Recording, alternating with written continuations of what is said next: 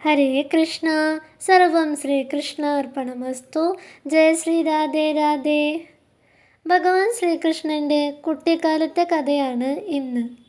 ഭഗവാൻ ശ്രീകൃഷ്ണൻ നന്ദഗോപരുടെയും യശോദാമ്മയുടെയും സംരക്ഷണത്തിൽ ഗോകുലത്തിൽ താമസിച്ചു കൊണ്ടിരിക്കുകയാണ്. കംസന്റെ മനസ്സിൽ ഭയം വളർന്നു. കാരണം തൻ്റെ അന്ത്യം കുറിക്കാൻ പോകുന്നത് ശ്രീകൃഷ്ണനാണെന്ന് കംസന് അറിയാമായിരുന്നു.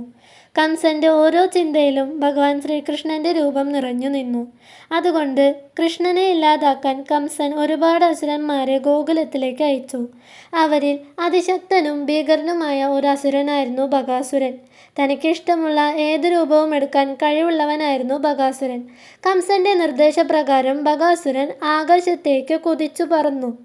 അതേസമയം വൃന്ദാവനത്തിൽ പച്ചപ്പുള്ള പുൽമേടുകളിൽ ഭഗവാൻ ശ്രീകൃഷ്ണൻ സുഹൃത്തുക്കളോടൊപ്പം പശുക്കളെ മേച്ചുകൊണ്ടിരിക്കുകയായിരുന്നു.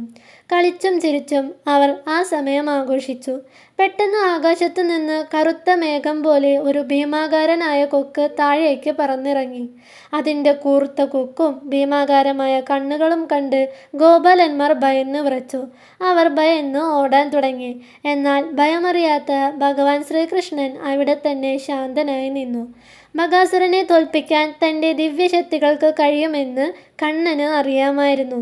ഒരു നിമിഷം പോലും വൈകാതെ ഭഗവാൻ ശ്രീകൃഷ്ണൻ ബകാസുരനുമായി ഏറ്റുമുട്ടി. പോരാട്ടത്തിനിടെ ബകാസുരൻ ഭഗവാൻ ശ്രീകൃഷ്ണനെ വിഴുങ്ങി. കണ്ണൻ കൊക്കിൻ്റെ വായുടെ ഉള്ളിലേക്ക് പോകുന്നത് കണ്ട് ഗോപന്മാരെല്ലാവരും കരഞ്ഞും നിലവിളിച്ചും അത് നോക്കി നിന്നു. എന്നാൽ ഭീമാകാരനായ രാക്ഷസന്റെ വായിൽ നിന്നും ഭഗവാൻ കൃഷ്ണൻ പുറത്തേക്ക് വരാൻ തുടങ്ങി.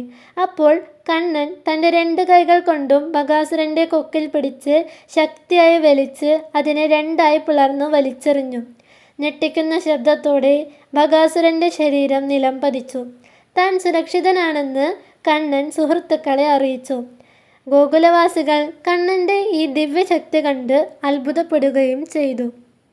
ഇതാണ് ഇന്നത്തെ കഥ. ഹരേ കൃഷ്ണ. സർവം ശ്രീകൃഷ്ണാർപ്പണമസ്തു. ജയ ശ്രീ രാധേ രാധേ.